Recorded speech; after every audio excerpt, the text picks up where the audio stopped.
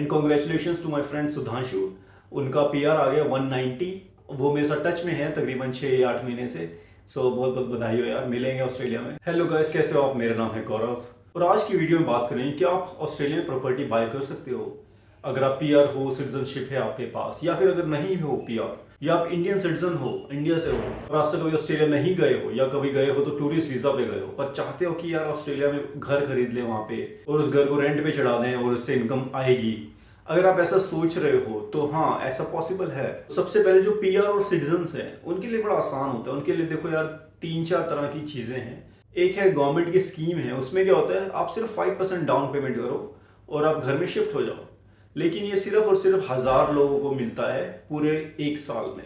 और इसकी application forms क्या होता है, जून जुलाई के आसपास शुरू होती हैं फिल होनी, और जनवरी में ही ये जो 1000 है घरों का, ये जनवरी और फरवरी में ही पूरा हो जाता है, स्लॉट कोटा पूरा हो जाता है।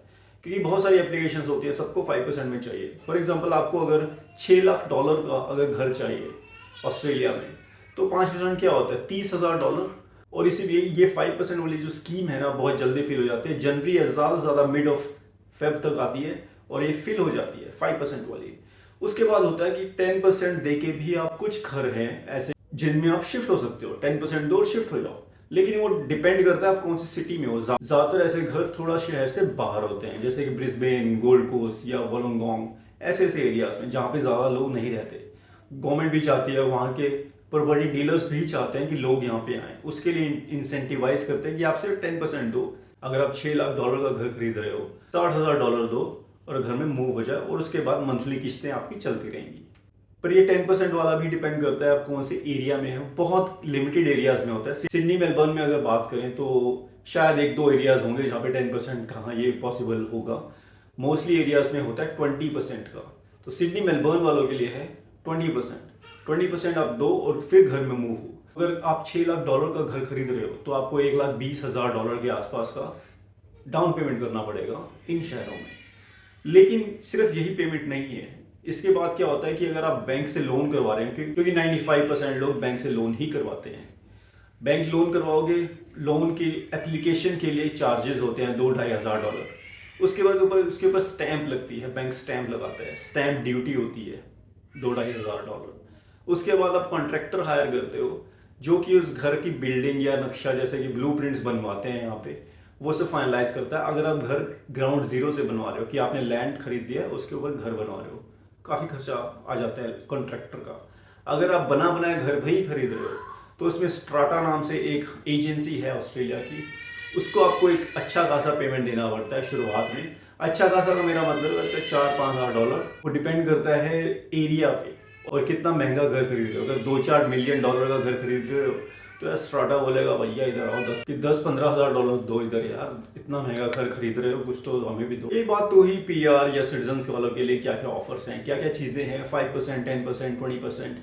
पर अगर आप इंडिया में हो, आप कभी ऑस्ट्रेलिया नहीं गए, या फिर आप टूरिस्ट वीज़ा पे गए, काफ़ी सारे घर देख के आए और आपको लगता है कि हाँ यहाँ इन्वेस्टमेंट अच्छा हो रहेगा, एक अच्छा इनकम सोर्स जनरेट किया जा सकता है यहाँ पे, तो आपके पास क्या क्या ऑप्शन है। देखो, सबसे पहले तो मैं ये सजेस्ट करूंगा आप पर्सनली वहां पे जाके देखो लैंड को या घर को। ऑनलाइन कोई बोल दे कुछ भी, बहुत सारे स्कैम होते रहते हैं, तो ऑनलाइन कॉल करके ही फाइनलाइज मत करना, वहां पे जाओ। उसके बाद FIRB एक बोर्ड है, फॉरेन इन्वेस्टमेंट रिव्यू बोर्ड, उसके पास आपको अपनी एप्लीकेशन फाइल करनी पड़ेगी। वो अप्रूव करेगी कि आप घर खरीद सकते हो या नहीं ऑस्ट्रेलिया में। वो चीज़ें चेक करते हैं कि आपको कोई क्रिमिनल रिकॉर्ड तो नहीं है, पुलिस वेरिफिकेशन करेंगे और भी बहुत सारे डॉक्यूमेंट्स हैं वो मंगवाएंगे। तकरीबन 3-4 महीने लेते हैं वो इस रिव्यू में। उसके लिए उनकी फीस होती है तकरीबन $13,000 से $15,000 के आसपास। अगर आप 1 मिलियन से कम का घर खरीद रहे हो, $1 मिलियन से, अगर 1 और 2 के बीच खरीद रहे हो तो ये बढ़ता जाएगा, $20,000 तक जाता है और उसके ऊपर बढ़ता जाता है। पर FIRB में डॉक्यूमेंट सबमिट करने से पहले मोस्टली लोग क्या करते हैं, ट्रेजरर अपॉइंट करते हैं। ये एक मिडिल मैन होता है, तो ट्रेजरर आपके सारे डॉक्यूमेंट्स बनाता है, आपको पूरा गाइड करता है FIRB कैसे लें। उसके लिए उसकी फीस होती है $2,500, $3,000, $4,000। जितना महंगा आपका घर होता है उतने ज़्यादा ट्रेजरर पैसे लेता है। तो मेरे हिसाब से आपको कर लेना चाहिए, ट्रेजरर हायर करो, $2,500, $3,000 उसको दो, वो सारे आपके डॉक्यूमेंट ले, वो आपके सारे डॉक्यूमेंट्स बनाएगा, आपको बोलेगा ये डॉक्यूमेंट्स आप प्रोवाइड करो, आप प्रोवाइड करते रहना।